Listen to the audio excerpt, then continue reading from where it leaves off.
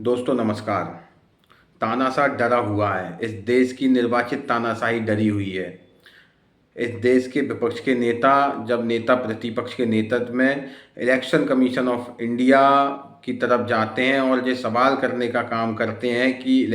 आखिर देश के चुनावों में वोट चोरी कैसे हो गई, जो दुनिया का सबसे बड़ा लोकतंत्र है, दुनिया का सबसे खूबसूरत लोकतंत्र है, जो लोकतंत्र दुनिया में अपनी अलग पहचान रखता है, उस लोकतंत्र में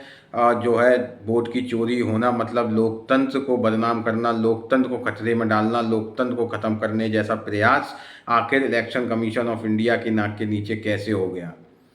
जब इलेक्शन कमीशन ऑफ इंडिया अपना पत्र जारी कर कर विपक्ष के नेताओं को बुला रहा है, तब विपक्ष के नेता जब जा रहे हैं इलेक्शन कमीशन ऑफ इंडिया से मिलने और ये सवाल करने के वोट की चोरी आखिर कैसे हो रही है, हमें इस देश के लोकतंत्र की चिंता है, हमें इस देश के संविधान की चिंता है, हमें इस देश के लोगों की चिंता है, तब इस देश की निर्वाचित तानाशाही दिल्ली पुलिस को बीच में खड़ा करती है और इस देश के तमाम जो नेताओं को गिरफ्तार करने का, विपक्ष के नेताओं को गिरफ्तार करने का काम करती है। एक सुंदर तस्वीर उस जो है निकल के उस पूरे प्रोटेस्ट में आई, जब इस देश के दूसरे सबसे बड़े विपक्ष के नेता पीडीए के नेता श्री अखिलेश यादव उस पुलिस को पुलिस को पार करते हुए और वहाँ जो बैरिकेड लगाए गए थे उन्हें फांदते हुए जब वो आगे बढ़ने का काम करते हैं, तो निश्चित ही एक संदेश देने का काम इस देश की जालिम तानाशाही को होता है, निर्वाचित तानाशाही को होता है कि इस देश के विपक्ष के नेता जो है झुकने वाले नहीं हैं। इस देश के तमाम लोगों को, जिम्मेदार लोगों को ये सवाल करना चाहिए। ये सवाल सिर्फ जो है विपक्ष के नेताओं को, सांसदों तक सीमित नहीं रहना चाहिए, प्रत्येक व्यक्ति को सवाल करना चाहिए। असल में ये सवाल इसलिए करना चाहिए कि वोट चोरी अकेले वोट चोरी नहीं हुई है, वोट चोरी के साथ साथ इस देश के तमाम गरीब, वंचित, मजदूर, किसानों के हक और अधिकार चोरी हुए हैं। उनको बर्बाद करने का वोट चोरी के माध्यम से काम किया गया है। इस देश की शिक्षा चोरी हुई है, इस देश का स्वास्थ्य चोरी हुआ है, इस देश के संसाधनों की चोरी हुई है और इस वोट चोरी के साथ साथ इस देश के संसाधन पूंजीपतियों को सौंपने का काम भी हुआ है। इसलिए इस देश के तमाम लोगों को ये सवाल करना चाहिए, बच्चे बच्चे को ये सवाल करना चाहिए। ये सवाल जो है सिर्फ विपक्ष के नेताओं तक सीमित नहीं रहना चाहिए कि आखिर वोट की चोरी कैसे हो गई। हमने देखा कि बिहार में जिस तरीके से 65 लाख वोटरों के नाम काट दिए गए, वहाँ के विपक्ष के नेता का नाम जो है काट दिया गया, बिहार के डिप्टी सीएम के दो वोटर कार्ड पाए गए। हमने देखा कि 2019 के लोकसभा चुनाव में 1 करोड़ से ज़्यादा वोट जो है पोल पड़े मतों से ज़्यादा गिन लिए गए थे। उसके बाद जब हमने 2024 का लोकसभा चुनाव देखा तो उसमें जो है 10-10 दिन बाद, 15-15 दिन बाद जो है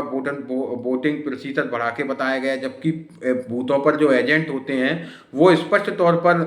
उनके पास जो फाइनल फॉर्म होता है उससे स्पष्ट तौर पर पता लगाया जा सकता है आखिर कितना एक बूथ पर परसेंटेज रहा, कितने लोगों ने वोटिंग की है। तो तुरंत जो है समय रहते जब जो वोटिंग परसेंटेज बताए जा सकते थे तो 10-10 दिन बाद जो बताए गए, बढ़ाकर बताए गए, वो एक संदेह की स्थिति जो है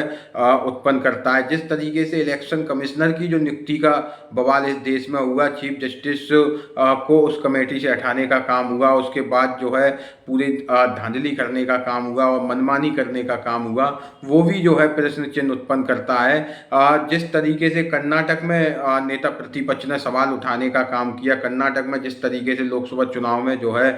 वोट चोरी का मामला जो है सामने आया, किस तरीके से वोट चोरी किए गए, किन किन नियमों से वोट चोरी किए गए, उन सारे तरीकों को, उन सारे नियमों को उन्होंने स्पष्ट तौर पर बतलाने का काम किया, उन्हें परिभाषित करने का काम किया। पहले तो संसद में चर्चा करने से मना करवाया गया। संसद में चर्चा जब विपक्ष के नेताओं ने कहा कि संसद में चर्चा होना चाहिए, तो संसद में भी चर्चा उस विषय पर नहीं करवाई गई। ये इस देश का दुर्भाग्य है कि इस देश में संसद में किसी भी महत्वपूर्ण विषय पर चर्चा ना होना इस देश का बहुत बड़ा दुर्भाग्य है। इस देश में पहलगाम हमला हुआ, जम्मू कश्मीर के मुख्यमंत्री ने तुरंत सदन सम्मेलन बुलवाने का काम किया और वहाँ पर जो है एक विशेष चर्चा का आयोजन किया गया विधानसभा के अंदर। तो उस मुद्दे पर जब विपक्ष के सांसदों ने संसद का सत्र, विशेष सत्र बुलाने की बात कही तो उसे भी नकारा गया। और आज जब इतना बड़ा वोट चोरी का मुद्दा आया, जब देश में हकमारी हो रही हो, इसके 140 करोड़ से ज़्यादा लोगों की वोट चोरी के माध्यम से हकमारी हो रही हो, वोट चोरी के माध्यम से संविधान बदलने की बात हो रही हो, संविधान को चलने की बात हो रही हो, तब इस मुद्दे को भी जो है चर्चा से दूर सत्ता पक्ष के द्वारा रखा गया, जो स्पष्ट तौर पर दिखलाता है कि सत्ता पक्ष जो है इसमें इन्वॉल्व है और सत्ता पक्ष जो है इलेक्शन कमीशन ऑफ इंडिया से वोट चोरी करवा रहा है। और इलेक्शन कमीशन ऑफ इंडिया को जो है उन्होंने अपनी कठपुतली बनाने का काम किया है, पिंजरे में बंद तोता जो की तरह उन्होंने इलेक्शन कमीशन ऑफ इंडिया को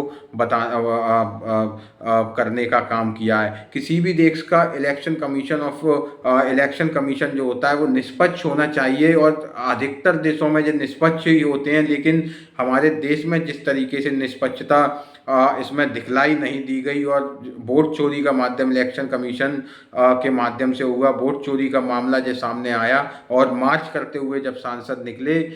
तो उन्हें भी बीच में रोककर गिरफ्तार किया गया, जो कि दुर्भाग्य है। इस देश के सभी लोगों को इस पर प्रश्न करना चाहिए, सभी लोगों को अपने विविधताओं को छोड़कर इस पर साथ आना चाहिए कि आखिर हमारी अखबारी क्यों हो रही है। खासकर उन लोगों को आना चाहिए जो संविधान बचाने की बात करते हैं, इस देश में गरीब, वंचित, मजदूर, किसानों के हक और अधिकार बचाने की बात करते हैं, दलित, पिछड़े जो है आदिवासी, मुसलमानों के हक और अधिकार की, बुद्धिस्टों के हक अधिकार की बात करते हैं, माइनॉरिटी के अधिकारों की बात करते हैं, उन लोगों को खासकर आना चाहिए। ये मुद्दा जो है अकेला विपक्ष के नेताओं तक सीमित नहीं रहना चाहिए। इस मुद्दे को जो है जन जन से आवाज़ इलेक्शन कमीशन ऑफ इंडिया और भारत सरकार से पूछना चाहिए कि आखिर हमारा क्या कसूर था कि हमारे वोटों की चोरी की गई, और उस चोरी के माध्यम से हम हमारे जो मालिकाना हक इस देश में वोट के माध्यम से दिया गया, उस मालिकाना हक को छीनने का काम किया गया और हमारे इस वोट चोरी के माध्यम से हमारे हक और अधिकार मारने का काम किया गया। जो संविधान हमें हक और अधिकार देता है, जो संविधान इस देश की सरकार के और इस देश के आम लोगों के बीच में संबंध डिफाइन करता है, उन संबंधों को तोड़ने का काम जो है उस एग्रीमेंट को, उस कॉन्ट्रैक्ट जो है देश की सरकार और लोगों के बीच में वो संविधान करने का काम करता है। ड्यूटीज़ का, राइट का, तमाम उन ड्यूटीज़ और राइट के कॉन्टैक्ट को, उन संबंधों को तोड़ने का काम इस वोटिंग प्रोसीजर के माध्यम से हुआ है। ये सवाल सबको, इस देश के इलेक्शन कमीशन ऑफ इंडिया को और इस देश की सरकार से ज़रूर पूछना चाहिए और ये सवाल करना चाहिए और ये कहना चाहिए कि अगर इस देश के अंदर आप वोट चोरी करोगे तो इस देश के अंदर आपको रहने का अधिकार नहीं है। और हम जवाब चाहते हैं कि इस देश में वोट चोरी आखिर कैसे हुई, संविधान के साथ खिलवाड़ कैसे किया गया, लोकतंत्र के साथ खिलवाड़ कैसे किया गया।